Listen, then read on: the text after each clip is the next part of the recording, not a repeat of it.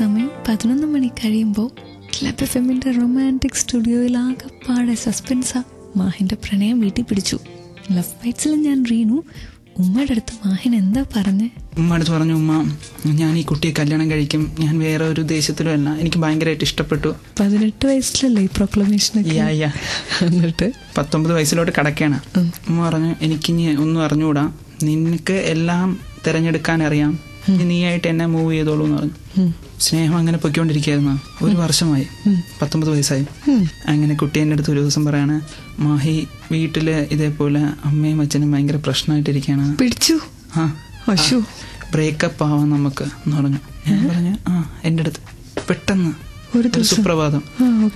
അപ്പൊ ഞാനാണെങ്കിൽ എന്തിനു ബ്രേക്കപ്പ് ആവണം, അത് ഇതേപോലെ എൻ്റെ വീട്ടിലൊരു ട്യൂഷൻ പഠിപ്പിക്കാൻ വരുന്ന സാറുണ്ട്, ഫാമിലി ഫ്രണ്ടാണ്, വീട്ടുകാർക്ക് എല്ലാവർക്കും ഇഷ്ടപ്പെട്ടു പയ്യന്, അവർക്ക് എല്ലാവർക്കും അറിയാം, അതുകൊണ്ട് മാഹിക്കൊരു സ്റ്റാൻഡില്ല, മാഹി ഇത് വിടണം.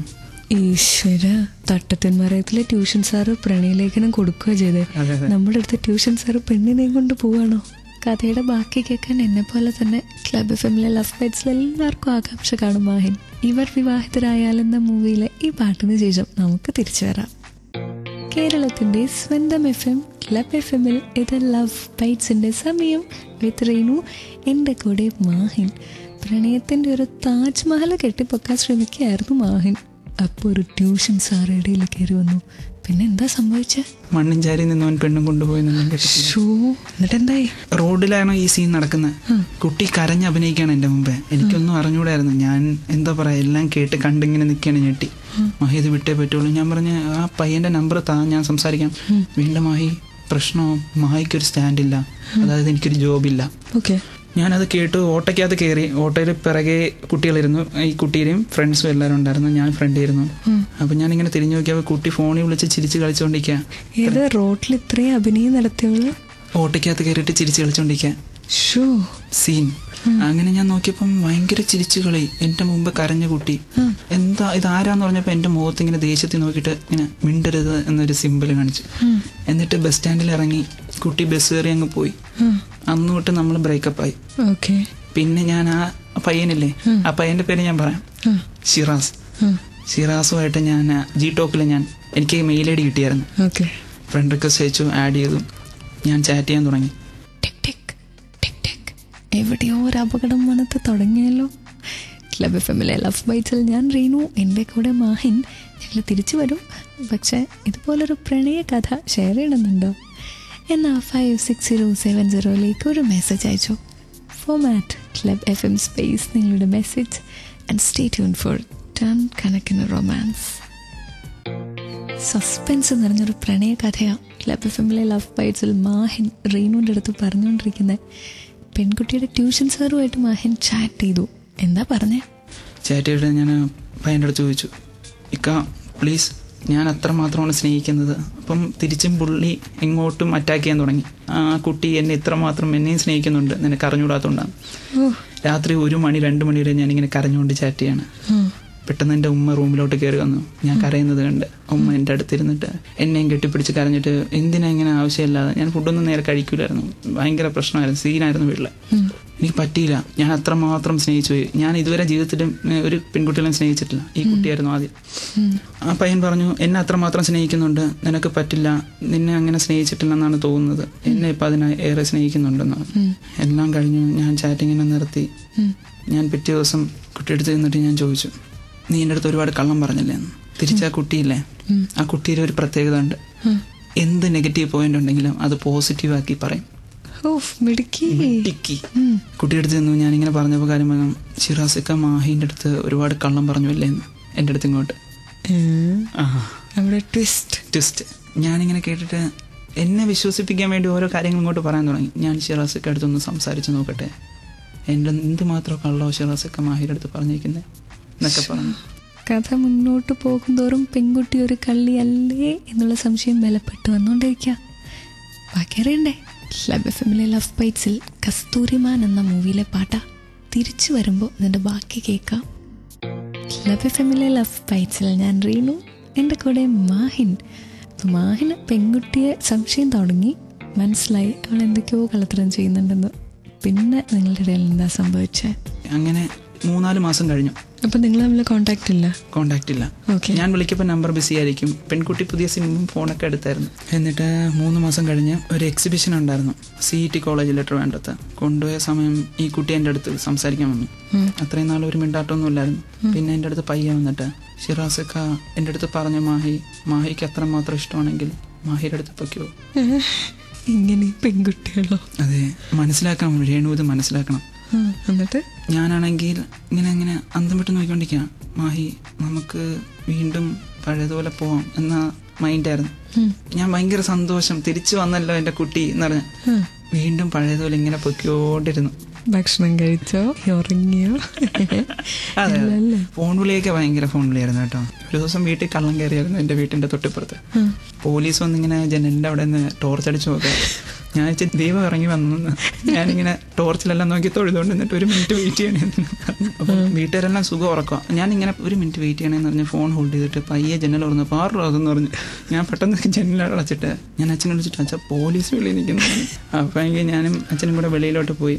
സംഭവം വെളിയിലും അമ്മ എല്ലാവരും കൂടെ ഇറങ്ങി. പോലീസ് പറഞ്ഞ് ഇവിടെ ഒരു കള്ളം കയറിയിട്ടുണ്ട്, നോക്കാൻ വേണ്ടിയിട്ടായിരുന്നു തന്നെ പറഞ്ഞ് അവിടെ സെർച്ചിങ് നടക്കുകയാണ്.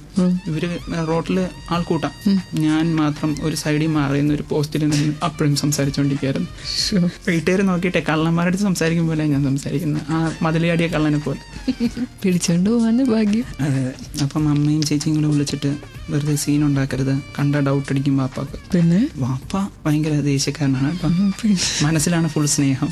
ഓക്കെ. പിന്നെ ഒരു ദിവസം വാപ്പ പൊക്കെയായിരുന്നു. രാത്രി ഞാൻ ഫോൺ വിളിച്ചോണ്ടിരുന്നപ്പം പുള്ളി കഥയുടെ സൈഡിൽ വന്നിട്ട് എല്ലാം കേട്ടോണ്ടിരിക്കും. എത്രത്തോളം കേട്ട് കാണും അതെനിക്കറിയത്തില്ല. പെട്ടെന്നൊരു ഞാൻ എന്താ സൗണ്ട് കേട്ട് കഥ തുറന്ന പുള്ളി അങ്ങോട്ട് നടന്നു പോകുന്നുണ്ടായിരുന്നു. അപ്പം അപ്പനും പിടിച്ചു, അമ്മയും പിടിച്ചു. ഇപ്പം കുടുംബം മൊത്തം അറിയാം കേസ്.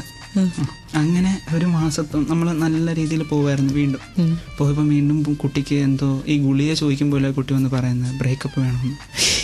വീണ്ടും ഒരു ബ്രേക്കപ്പോ? ക്ലബ് എഫ്എമ്മിലെ ലവ് ബൈറ്റ്സിൽ ഞാൻ റീനു, എൻ്റെ കൂടെ മാഹിൻ. ഈ കഥയുടെ ബാക്കി അറിഞ്ഞിട്ടേന്ന് ഞാൻ പോണുള്ളൂ. ക്ലബ് എഫ്എമ്മിലെ ലവ് ബൈറ്റ്സിൽ ഞാൻ റീനു, എൻ്റെ കൂടെ മാഹിൻ. അപ്പം മാഹിന് പെൺകുട്ടിയെ സംശയം തുടങ്ങി. മനസ്സിലായി അവൾ എന്തൊക്കെയോ കള്ളത്തരം ചെയ്യുന്നുണ്ടെന്ന്. പിന്നെ നിങ്ങളുടെ ഇടയിൽ എന്താ സംഭവിച്ചേ? അങ്ങനെ 3-4 മാസം കഴിഞ്ഞു. അപ്പൊ നിങ്ങൾ തമ്മിൽ കോണ്ടാക്ട് ഇല്ല? കോണ്ടാക്ട് ഇല്ല. ഞാൻ വിളിക്കപ്പോൾ നമ്പർ ബിസി ആയിരിക്കും. പെൺകുട്ടി പുതിയ സിമ്മും ഫോണൊക്കെ എടുത്തായിരുന്നു. എന്നിട്ട് 3 മാസം കഴിഞ്ഞ് ഒരു എക്സിബിഷൻ ഉണ്ടായിരുന്നു CET കോളേജിൽ ട്രിവാൻഡ്രത്ത്. കൊണ്ടുപോയ സമയം ഈ കുട്ടി എൻ്റെ അടുത്ത് സംസാരിക്കാൻ വന്നു. അത്രയും നാൾ ഒരു മിണ്ടാട്ടമൊന്നും ഇല്ലായിരുന്നു. പിന്നെ എൻ്റെ അടുത്ത് പയ്യെ വന്നിട്ട്, ഷിറാസക്ക എൻ്റെ അടുത്ത് പറഞ്ഞു, മാഹിക്ക് അത്രമാത്രം ഇഷ്ടമാണെങ്കിൽ മാഹിയുടെ അടുത്ത് പൊയ്ക്കോ. ഇങ്ങനെ പെൺകുട്ടികളോ? അതെ, മനസ്സിലാക്കണം രേണു, ഇത് മനസ്സിലാക്കണം. എന്നിട്ട് ഞാനാണെങ്കിൽ ഇങ്ങനെ അന്തം വിട്ട് നോക്കിക്കൊണ്ടിരിക്കുക. മാഹി, നമുക്ക് വീണ്ടും പഴയതുപോലെ പോവാം എന്ന മൈൻഡായിരുന്നു. ഞാൻ ഭയങ്കര സന്തോഷം, തിരിച്ചു വന്നല്ലോ എൻ്റെ കുട്ടി എന്ന് പറഞ്ഞ വീണ്ടും പഴയതുപോലെ ഇങ്ങനെ പൊയ്ക്കോണ്ടിരുന്നു. ഭക്ഷണം കഴിച്ചോ? ഉറങ്ങിയോ? അതെ, ഫോൺ വിളിയൊക്കെ ഭയങ്കര ഫോൺ വിളിയായിരുന്നു കേട്ടോ. ഒരു ദിവസം വീട്ടിൽ കള്ളം കയറിയായിരുന്നു എൻ്റെ വീട്ടിൻ്റെ തൊട്ടിപ്പുറത്ത്. പോലീസ് വന്നിങ്ങനെ ജനലിൻ്റെ അവിടെ നിന്ന് ടോർച്ചടിച്ച് നോക്കുക. ഞാൻ ദൈവം ഇറങ്ങി വന്നു. ഞാനിങ്ങനെ ടോർച്ചിലെല്ലാം നോക്കി തൊഴുതുകൊണ്ട് നിന്നിട്ട് 1 മിനിറ്റ് വെയിറ്റ് ചെയ്യണേന്ന്. അപ്പം വീട്ടുകാരെല്ലാം സുഖം ഉറക്കുക. ഞാനിങ്ങനെ 1 മിനിറ്റ് വെയിറ്റ് ചെയ്യണമെന്ന് പറഞ്ഞ് ഫോൺ ഹോൾഡ് ചെയ്തിട്ട് പയ്യെ ജനൽ തുറന്നു. പാറെന്ന് പറഞ്ഞ് ഞാൻ പെട്ടെന്ന് ജനലടച്ചിട്ട് ഞാൻ അച്ഛനെ വിളിച്ചിട്ട്, അച്ഛൻ പോലീസ് വെളിയിൽ നിൽക്കുന്നു. അപ്പം എങ്കിൽ ഞാനും അച്ഛനും കൂടെ വെളിയിലോട്ട് പോയി. സംഭവം വെളിയിലും അമ്മ എല്ലാവരും കൂടെ ഇറങ്ങി. പോലീസ് പറഞ്ഞ് ഇവിടെ ഒരു കള്ളം കയറിയിട്ടുണ്ട്, നോക്കാൻ വേണ്ടിയിട്ടായിരുന്നു തന്നെ പറഞ്ഞ് അവിടെ സെർച്ചിങ് നടക്കുകയാണ്. ഇവര് റോട്ടിൽ ആൾക്കൂട്ടാം. ഞാൻ മാത്രം ഒരു സൈഡിൽ മാറിയുന്ന ഒരു പോസ്റ്റിൽ നിന്ന് അപ്പോഴും സംസാരിച്ചുകൊണ്ടിരിക്കുകയായിരുന്നു. വീട്ടുകാർ നോക്കിയിട്ടെ കള്ളന്മാരുടെ സംസാരിക്കും പോലെ ഞാൻ സംസാരിക്കുന്നത്, ആ മതിലിയാടിയ കള്ളനെ പോലെ. പിടിച്ചോണ്ട് പോവാന് ഭാഗ്യം. അതെ. അപ്പം അമ്മയും ചേച്ചിയും കൂടെ വിളിച്ചിട്ട് വെറുതെ സീൻ ഉണ്ടാക്കരുത്, കണ്ട ഡൗട്ട് അടിക്കും വാപ്പാക്ക്. പിന്നെ വാപ്പ ഭയങ്കര ദേഷ്യക്കാരനാണ്. മനസ്സിലാണ് ഫുൾ സ്നേഹം. ഓക്കെ. പിന്നെ ഒരു ദിവസം വാപ്പ പൊക്കെയായിരുന്നു. രാത്രി ഞാൻ ഫോൺ വിളിച്ചോണ്ടിരുന്നപ്പം പുള്ളി കഥയുടെ സൈഡിൽ വന്നിട്ട് എല്ലാം കേട്ടോണ്ടിരിക്കും. എത്രത്തോളം കേട്ട് കാണും അതെനിക്കറിയത്തില്ല. പെട്ടെന്നൊരു ഞാൻ എന്താ സൗണ്ട് കേട്ട് കഥ തുറന്ന പുള്ളി അങ്ങോട്ട് നടന്നു പോകുന്നുണ്ടായിരുന്നു. അപ്പം അപ്പനും പിടിച്ചു, അമ്മയും പിടിച്ചു. ഇപ്പം കുടുംബം മൊത്തം അറിയാം കേസ്. അങ്ങനെ ഒരു മാസത്തും നമ്മൾ നല്ല രീതിയിൽ പോവായിരുന്നു. വീണ്ടും പോയപ്പോൾ വീണ്ടും കുട്ടിക്ക് എന്തോ ഈ ഗുളിക ചോദിക്കുമ്പോൾ കുട്ടി വന്ന് പറയുന്നത് ബ്രേക്കപ്പ് വേണമെന്ന്. വീണ്ടും ഒരു ബ്രേക്കപ്പോ? ക്ലബ് എഫ്എമ്മിലെ ലവ് ബൈറ്റ്സിൽ ഞാൻ റീനു, എൻ്റെ കൂടെ മാഹിൻ. ഈ കഥയുടെ ബാക്കി അറിഞ്ഞിട്ടേന്ന് ഞാൻ പോണുള്ളൂ. കേരളത്തിന്റെ സ്വന്തം FM ക്ലബ് FM-ൽ ഇത് ലവ് ബൈറ്റ്സിന്റെ സമയം വിത്ത് റീനു. എൻ്റെ കൂടെ മാഹിൻ. പ്രണയത്തിന്റെ ഒരു താജ്മഹൽ കെട്ടിപ്പൊക്കാൻ ശ്രമിക്കുകയായിരുന്നു മാഹിൻ. അപ്പോൾ ഒരു ട്യൂഷൻ സാർ ഇടയിൽ കയറി വന്നു. പിന്നെ എന്താ സംഭവിച്ചേ? മണ്ണും ചാരി നിന്നവൻ പെണ്ണും കൊണ്ടുപോയി എന്നിട്ട് എന്തായി? റോഡിലാണോ ഈ സീൻ നടക്കുന്നത്. കുട്ടി കരഞ്ഞ് അഭിനയിക്കുകയാണ് എൻ്റെ മുമ്പേ. എനിക്കൊന്നും അറിഞ്ഞൂടായിരുന്നു. ഞാൻ എന്താ പറയാ, എല്ലാം കേട്ട് കണ്ടിങ്ങനെ നിൽക്കുകയാണ് ഞെട്ടി. മാഹി ഇത് വിട്ടേ പറ്റുള്ളൂ. ഞാൻ പറഞ്ഞ് ആ പയ്യന്റെ നമ്പർ താ, ഞാൻ സംസാരിക്കാം. വീണ്ടും മാഹി പ്രശ്നവും, മാഹിക്കൊരു സ്റ്റാൻഡില്ല, അതായത് എനിക്കൊരു ജോബില്ല. ഓക്കെ, ഞാനത് കേട്ട് ഓട്ടോയ്ക്കകത്ത് കയറി. ഓട്ടോയിൽ പിറകെ കുട്ടികളിരുന്നു. ഈ കുട്ടിയുടെയും ഫ്രണ്ട്സും എല്ലാവരും ഉണ്ടായിരുന്നു. ഞാൻ ഫ്രണ്ടിയിരുന്നു. അപ്പൊ ഞാനിങ്ങനെ തിരിഞ്ഞു നോക്കിയപ്പോൾ കുട്ടി ഫോണിൽ വിളിച്ച് ചിരിച്ച് കളിച്ചോണ്ടിരിക്കുക. ഏത് റോഡിൽ ഇത്രയും അഭിനയം നടത്തിയവള് ഓട്ടോയ്ക്കകത്ത് കയറിയിട്ട് ചിരിച്ച് കളിച്ചോണ്ടിരിക്കുക സീൻ. അങ്ങനെ ഞാൻ നോക്കിയപ്പം ഭയങ്കര ചിരിച്ചു കളി. എന്റെ മുമ്പ് കരഞ്ഞ കുട്ടി.